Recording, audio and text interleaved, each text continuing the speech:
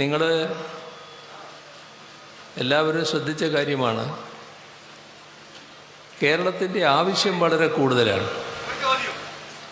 അത് വീട്ടിൽ പോയി ചോദിച്ചാൽ മതി. കേരളത്തിൻ്റെ ഞാനിവിടെ കേരളത്തിന്റെ ആവശ്യം പറഞ്ഞോണ്ടിരിക്കുമ്പോഴാണ് മറ്റവനെ മറ്റടുത്ത ചോദ്യം. അത് നിന്റെ വീട്ടിൽ പോയി ചോദിച്ചാൽ മതി മറ്റവനെന്ന്.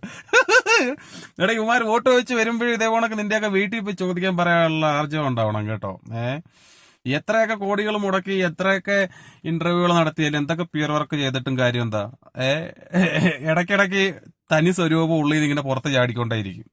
ചെയ്തു വെച്ചിരിക്കുന്ന പിയർ വർക്കുകൾ മൊത്തം തുലയാനായിട്ട് ഈ ഒറ്റ പരിപാടി മതി. ചോദ്യം ചോദിച്ച ചകാവിന്റെ പ്രതികരണം ഒന്ന് കേൾക്കാം. അദ്ദേഹത്തിന്റെ പ്രസംഗം തടസ്സപ്പെടുത്താൻ അങ്ങനെ ഒരു തോന്നലുണ്ടായി കാണാം. അതായിരിക്കും അദ്ദേഹം അങ്ങനെ പ്രതികരിച്ചത്. അതേപോലെ വീട്ടിൽ പോയി ചോദിച്ചാൽ മതി എന്നാ പറഞ്ഞത്. അത് കേട്ടപ്പോൾ വിഷമം തോന്നിയോ? ഇല്ല, കാരണം ഞാനൊരു അടികുറച്ച കമ്മ്യൂണിസ്റ്റുകാരനാണ്.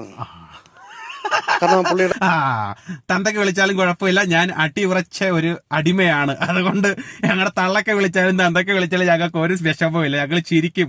അടിമകൾ കരയാൻ പാടില്ല, അടിമകൾ ദേഷ്യപ്പെടാൻ പാടില്ല, അടിമകൾ ചിരിക്കണം. തള്ളയ്ക്ക് വിളിച്ചാലും ചിരിച്ചുകൊണ്ടിരിക്കണം. ചിരിക്കടാ അടിമകളെ, ചിരിക്കുക.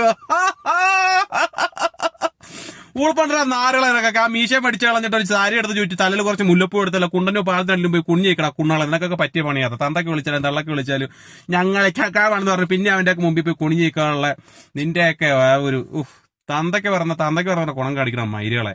ഇതൊക്കെ നട്ടല്ലൂരിയോടെ വല്ല വാഴപ്പിണ്ടി ഫിറ്റ് ചെയ്തിട്ട് പോയി വല്ലയിടത്തും വല്ല പള്ളിപ്പറമ്പിലും പോയി ചത്തവന്റെ ഒക്കെ സാമാനം എടുത്ത് തിന്നടാ അടിമ കുണ്ണാളെ. നിനക്കൊക്കെ പറ്റിയ പണിയാതാ.